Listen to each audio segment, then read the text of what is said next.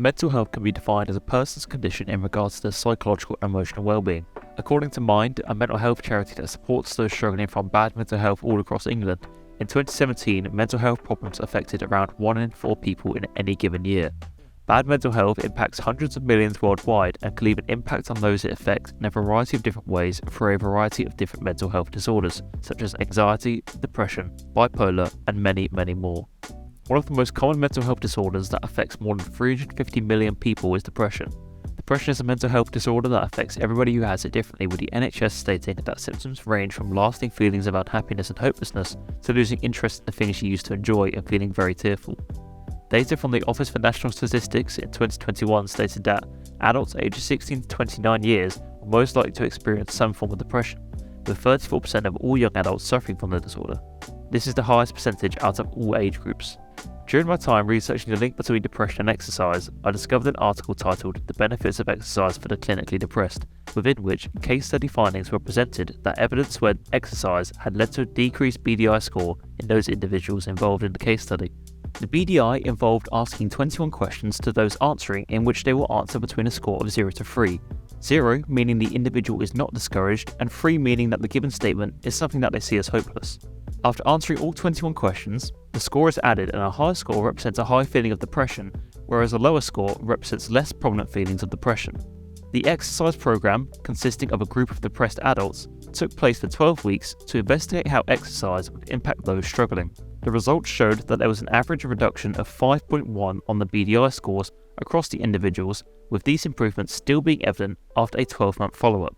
This led me to talking to some of my closest friends about how exercise has had a direct impact on their day-to-day lives. My name's Connie and I'm 21. Hi, I'm Chloe and I'm 21. My name is Jack Denny and I'm 21. If you feel comfortable answering, what experience have you had with bad mental health, and when did you first start noticing that your mental health was declining? Some experience I've had with bad mental health was probably a while back. I got really bad health anxiety. It wasn't necessarily about me, but it was more about my family members' health, and I started getting really anxious and having panic attacks all the time. I think that's when I noticed that it started declining, when it started spreading onto other things like day-to-day life. I'd get really anxious even just driving places, and that's when I noticed it.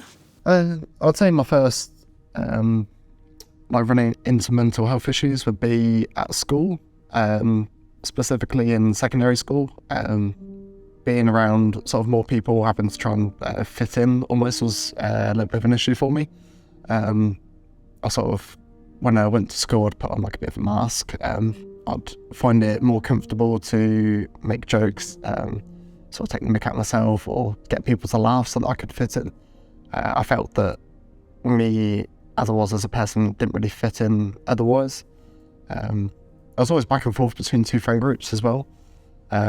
So it was, I think just fitting in general, it was always quite difficult to try and fit in. I don't think there was ever a particular time that I noticed that it was declining.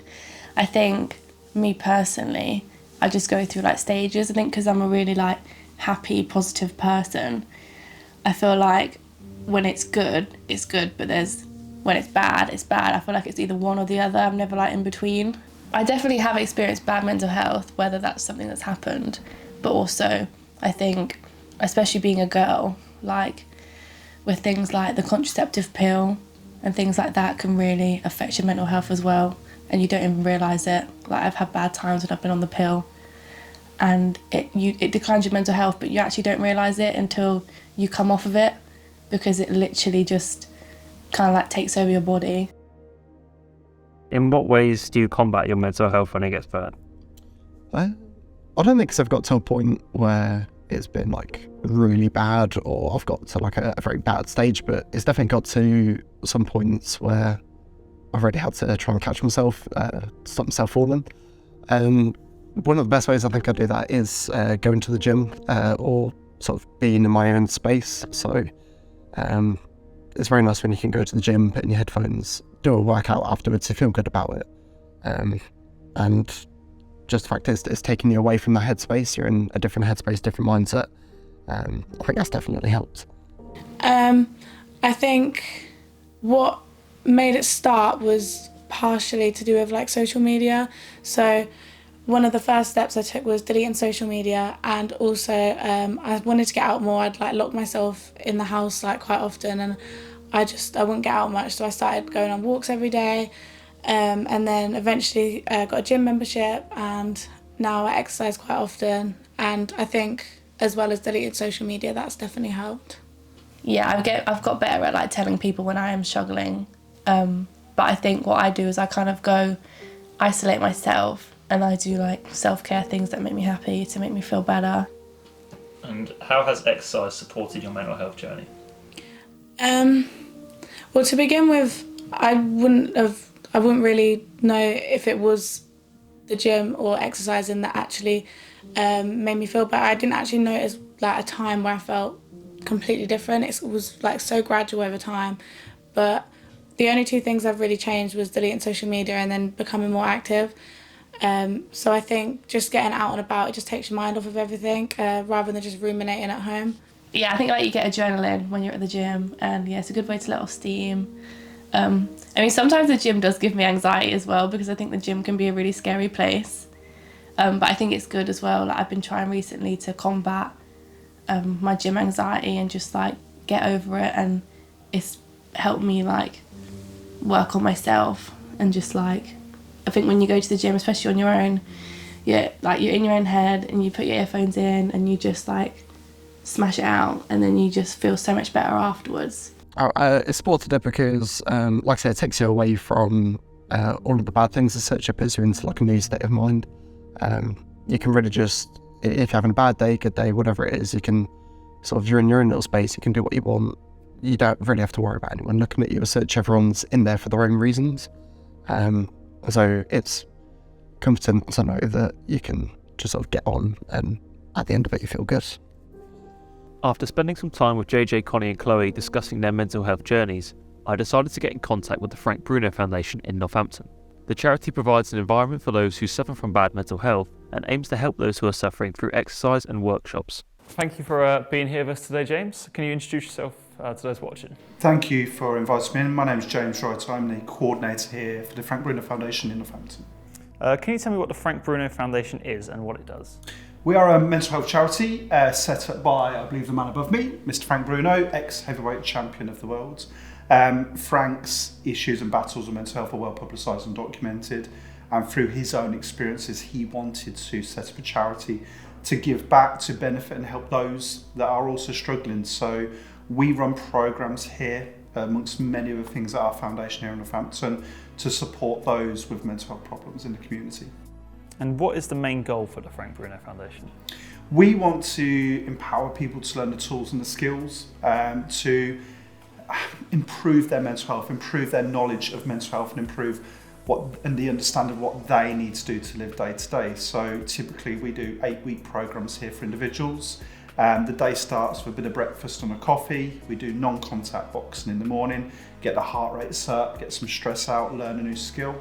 We provide lunches here, and then in the afternoons we do workshops to help empower and teach individuals around areas such as understanding what mental health is, how to manage anxiety, nutrition, goal setting, mindfulness. And our aim at the end of the 8 weeks is that individuals have more tools in their own personal toolkit to support them with their own mental health journey. How important do you believe exercise is for those suffering from bad mental health? I think exercise is important for all of us, let alone those that are struggling. But what we find is that by having some structure, routine, and opportunity to raise the heart rate, get some stress out, have something positive to focus on, and it just helps clear the mind. It helps release anxieties. It's really, really positive. And that could be so simple as just going for a walk in nature, as well as going to the gym or coming to a facility like ours. With a continuing rise in those suffering from mental health disorders, an outlet for support has never been more necessary. Discussing this topic with JJ, Chloe, Connie and with James has proven that mental health issues impact the people you know, and it is important to talk about these issues when they arise. And finally, what advice would you give to those who are struggling from bad mental health? I'd say definitely don't suffer. Like, there's always people around you that you can talk to. You can always open up. Like, even if your friends perhaps like not good at giving advice, you can always just talk to them. There's someone there that you can listen to. But there's definitely people around you that even if they can't like I say, give advice to search always there to listen and put you in the right direction. But definitely don't suffer alone. I'd say definitely speak to your support system around you. Get help. There's loads of help out there on the internet. And also just get more active, even if that's just going on a walk. Like, you don't need to get no gym membership. You don't need to go start running marathons. Just getting out and about for a 10-minute walk a day, it really, really makes a difference. When I am struggling, or any advice I'd give to someone is I just think at the end of the day, I'm literally going to be fine. Like, everything will work out. If it's not going to affect you in like 5 minutes, 5 days, then like don't worry about it. And every time that I felt bad, if I've been at my absolute lowest, I know that I will always be fine. Not amazing, but I'll be fine in the end, and that kind of gets me through it because I've had bad times and I'm literally here now and I feel fine. So I just know that in life you go through ups and downs. So you just got to be resilient and know and trust yourself that you're going to be fine. The first element is always reach out. I started working in mental health 25 years ago, and we had a terrible taboo and stigma around mental health. Today's understanding is a lot better. Still not where we need it to be, but at the first point, ask for help. Speak to a loved one, speak to a friend, speak to a carer, or get some professional intervention and help. But don't hide it away. Don't be ashamed of it, and reach out and ask for help for the first point. It's good to communicate and talk. If any of the topics discussed in this documentary have affected you in any way, don't be afraid to reach out for help.